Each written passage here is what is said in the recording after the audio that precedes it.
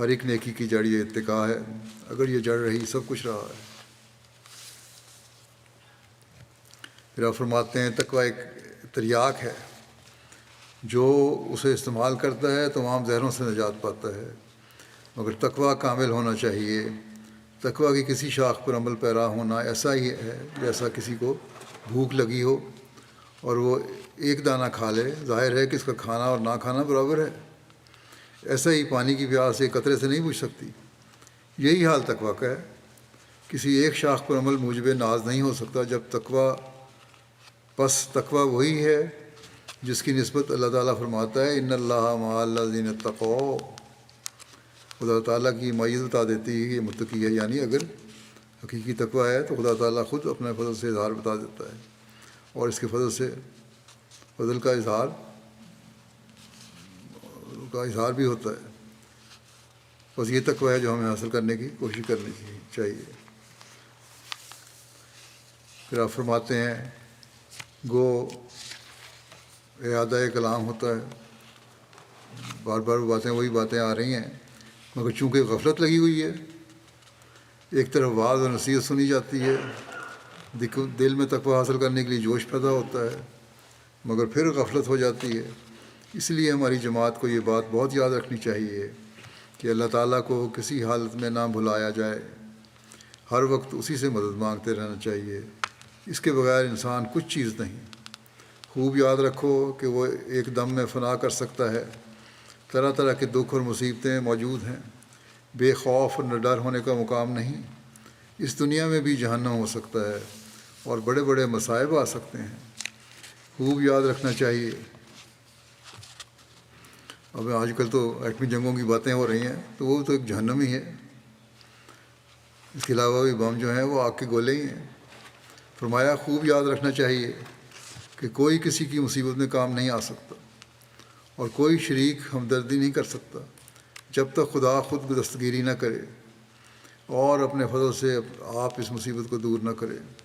اسی واسطے ہر ایک کو چاہیے کہ خدا تعالیٰ کے ساتھ پوشیدہ علاقہ رکھے، یعنی پوشیدہ تعلق رکھے۔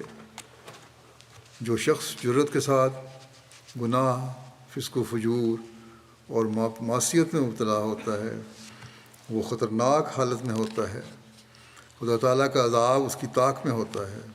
اگر بار بار اللہ کریم کا رحم چاہتے ہو تو تقوی اختیار کرو، اور وہ سب باتیں جو خدا تعالیٰ کو ناراض کرنے والی ہیں چھوڑ دو جب تک خوف الہی کی حالت نہ ہو۔ بڑی اہم ضروری چیز ہے یہ کہ فرمایا کہ جب تک خوف الہی کی حالت نہ ہو تب تک حقیقی تقوی حاصل نہیں ہو سکتا۔ کوشش کرو کہ متقی بن جاؤ۔ جب وہ لوگ ہلاک ہونے لگتے ہیں جو تقوی اختیار نہیں کرتے، تب وہ لوگ بچا لیے جاتے ہیں جو متقی ہوتے ہیں۔ ایسے وقت ان کی نافرمانی انہیں ہلاک کر دیتی ہے اور ان کا تقوی انہیں بچا لیتا ہے۔ انسان اپنی چالاکیوں، شرارتوں اور غداریوں کے ساتھ اگر بچنا چاہے تو ہرگز نہیں بچ سکتا۔ کوئی انسان بھی نہ اپنی جان کی حفاظت کر سکتا ہے، نہ مال اور اولاد کی حفاظت کر سکتا ہے، اور نہ ہی کوئی اور کامیابی حاصل کر سکتا ہے جب تک کہ اللہ تعالیٰ کا فضل نہ ہو۔ خدا تعالیٰ کے ساتھ پوشیدہ طور پر ضرور تعلق رکھنا چاہیے۔ عبادتوں اور ذکر الہی اور اللہ تعالیٰ کے احکامات پر عمل کر کے یہ پوشیدہ تعلق قائم ہوتا ہے۔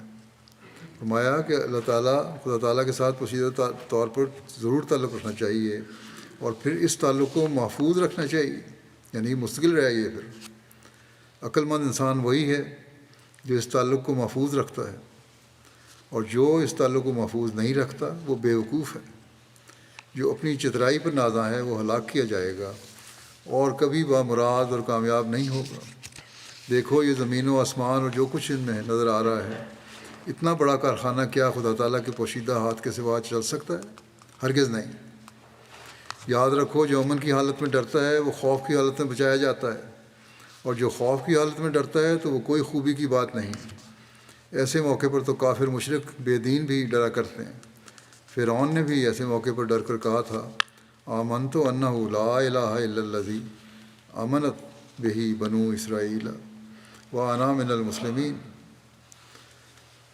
کہ یعنی میں ایمان لاتا ہوں جس پر بنی اسرائیل ایمان لائے۔